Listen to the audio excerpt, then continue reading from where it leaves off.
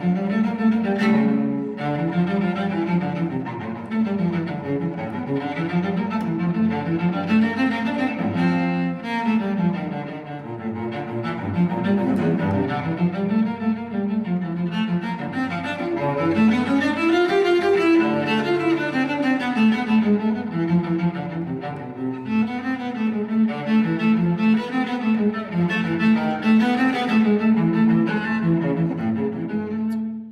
we are with Judge Ernie. So in October 1920, episode 9 in our series. So why is Ernie a judge? He's not trained to be a judge. And it's interesting to see how he becomes, what the causes are, and what the British reaction is to the Irish creating their own judicial system. So we step back a little bit and think of the elections in 1918, which gave Sinn Féin an abstentionist vote, not going to London, creating their own parliament in Dublin. In 1919, creating that parliament, and the consequence of that was they created their own laws. The army became the Irish Republican Army, and one of the functions was to create, for civilian control, a legal system. And the legal system involves courts. So they created their own system of courts. They didn't have funds to create a court system in the normal sense. So what we find is that the court locations were more informal. There were not courthouses, there were cottages, which people gave over to the cause. Now, what was happening in the background was that by August of 1920, the Irish plaintiffs were no longer going to the British system. It was bankrupt, it was empty for many reasons. Witnesses were being kidnapped or not going to court. The jury system was ineffective. Magistrates quite often either resigned or might have been kidnapped before a case. So their system was, in effect, not operable. So what we find is that Ernie becomes a judge. Now, why does he become a judge?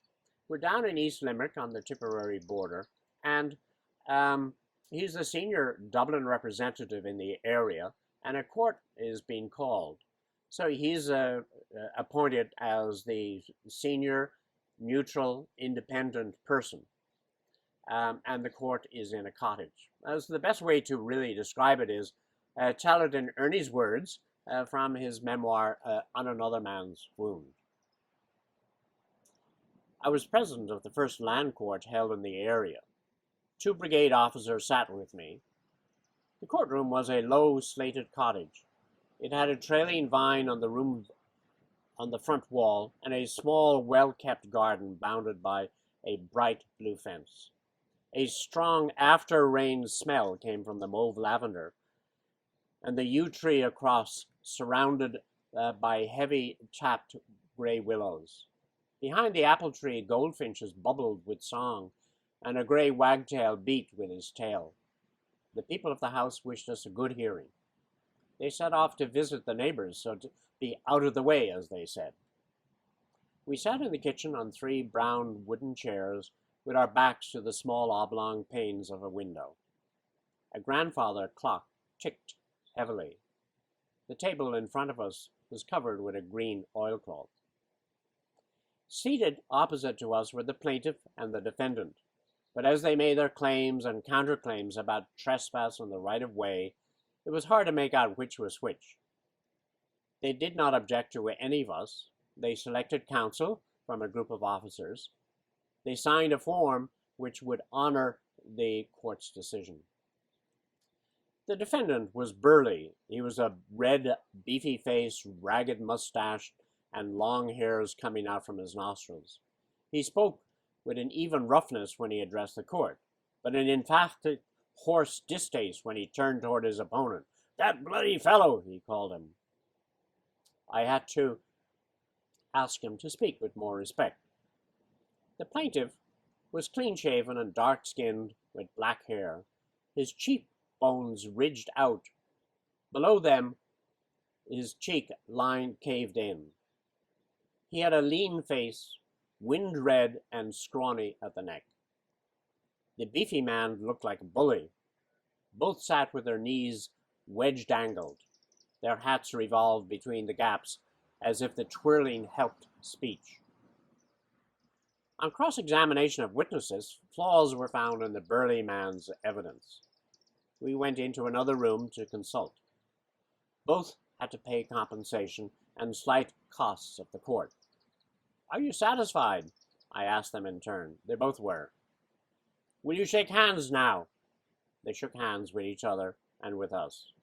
We made tea and drank together.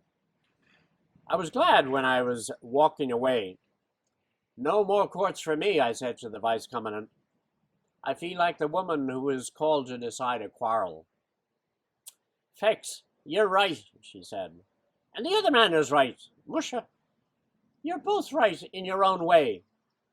So there we have Ernie as a judge in a local cottage, giving out a good, fair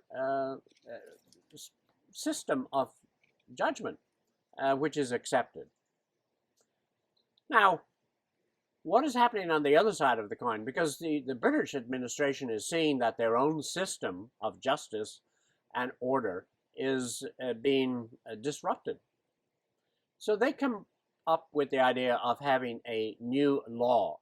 And that new law, called the Restoration of Order in Ireland Act of 1920, was discussed and passed in August of 1920. And what that does is give control of the judicial system, the trial by jury system, to a courts-martial system. So you're really seeing a militarized system where the military is taking over civilian control. There are many good reasons for that because, in fact, their own system had failed. The consequences of that are several. One is that they do get more convictions of IRA people who are captured, tried by military trial, and put in jail. The other consequence is that those people who don't want to be caught, who were living at home, go on the run. So that means the IRA ranks are filling up more, and they are able to have full-time people, and they develop a concept called a flying brigade. The flying brigade was not stuck in one village, but was able to go around within a county, within a brigade area, and create attacks. So it was just one of the ironies of the Restoration of Order Act that it really aided the IRA in getting more people to come in. Now, in the month of October, two sad things occur in Ireland, which we must mention here. One is the shooting of the Sean Tracy in Dublin. Tracy had been the man who helped persuade Michael Collins to send Ernie O'Malley to Tipperary. And the other was a made international reputation, which is the Lord Mayor, the second Lord Mayor of Cork, Terence McSweeney.